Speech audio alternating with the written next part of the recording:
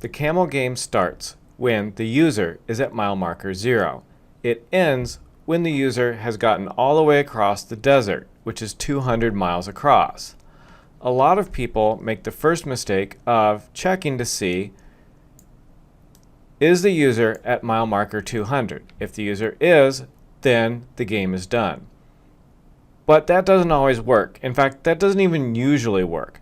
The problem is the user might be at mile marker 199 right here. And then the user might travel ahead, perhaps 10 miles, at which point the user is at mile marker 209.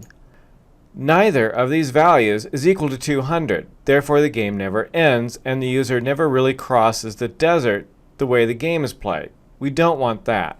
You want to make sure that when you check to see if the user has gotten all the way across the desert, that if they're at mile marker 200, 201, 202, or anything after that, that the game considers it done.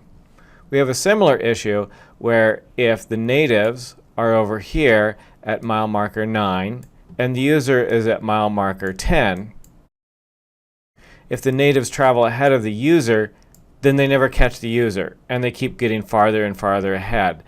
That's really not what we're looking for. If they move past the user, then we'll just assume that they have caught the user. The game needs to be programmed to make sure that they don't have to be exactly the same, but anything beyond that or equal will trigger that the user is being caught by the natives.